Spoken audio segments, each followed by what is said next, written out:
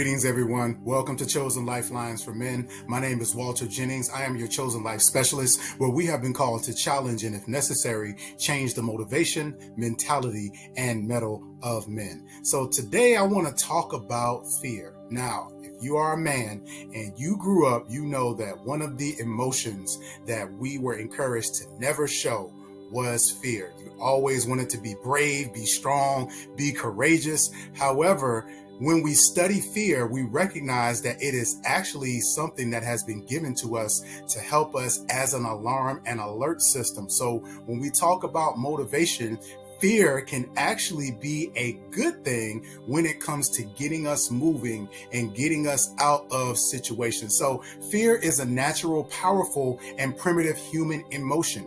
And according to psychology research, it involves a universal biochemical response and a high individual emotional response.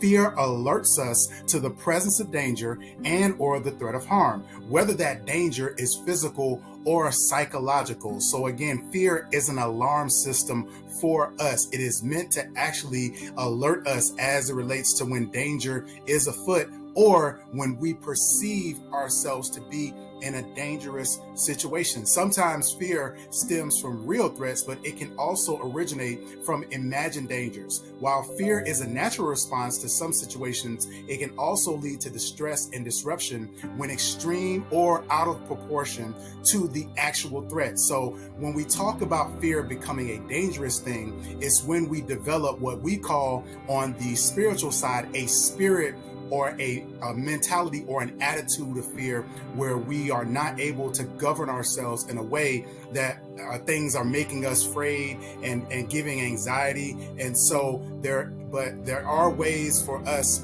to really channel and control our fear. So what we want to be careful of are the long-term effects of fear. What I would say is that if you're talking about, if we put it in a scenario of a car, right? Fear, they're great jumper cables. They're a great starter. So they're great to help get you started and to get you moving, but you don't want fear to serve as your gas in your vehicle. You don't want to develop an attitude and a spirit where you're guided by fear, where your decisions and your behaviors are governed by a fear mentality. So some of the long-term effects of fear are anxiety and panic. Anxiety is often situation-based and is, in simple terms, often a fear of our body's reaction to fear. If a person feels fear when giving a speech in front of people, or they may be in a situation where they have to give a presentation, it can lead to anxiety, which can ultimately develop an anxiety disorder, which can manifest itself in panic attacks when one situation that reminds them of another prompts them to fear, and that panic shows up in their external situations. Also, one of the other long-term effects of fear is that it can weaken your immune system. So there can be, because fear is a physical response, there can oftentimes be a negative physical consequence to how we respond to that fear when we create it and when we allow it to become a lifestyle. The body's fear response includes an upsurge of adrenaline and cortisol. Long-term exposure to these chemicals and other hormones can take a toll on your immune system. It can make it weaker and less susceptible to be able to fight off infections, diseases, and other illnesses. While fear does not directly cause you to get sick, it can make your body vulnerable and prevent it from protecting itself against germs and other physical attacks. The other thing that prolonged exposure to fear can produce is a decrease in confidence. So if you're constantly living your life in a fear-based motivation, you're oftentimes going to put yourself in a box. You're going to stick to things that are familiar, that are safe, that are part of your norm that you're used to. However, this will prevent you from being able to explore and really expand your potential and your capabilities. If a person is afraid much of the time, this can leave them feeling less confident. People who experience fear regularly often begin to turn in on themselves as their self-confidence shrinks to small levels. And this can lead to missed opportunities, and those missed opportunities can then push that person into a depressive state.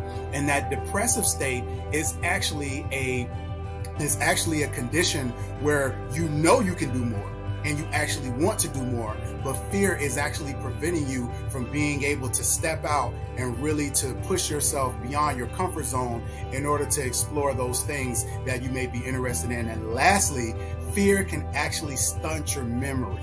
Fear can negatively impact your ability to be able to remember and recall things, because your brain is so busy getting ready to fight or flee that it doesn't record memories as effectively as it should.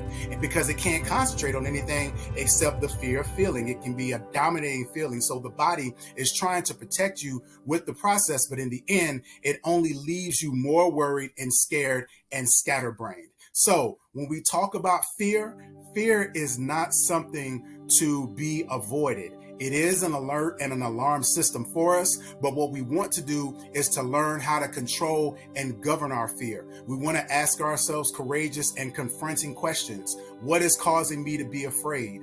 What is it that is impacting me? How do I feel? And how am I processing my fear?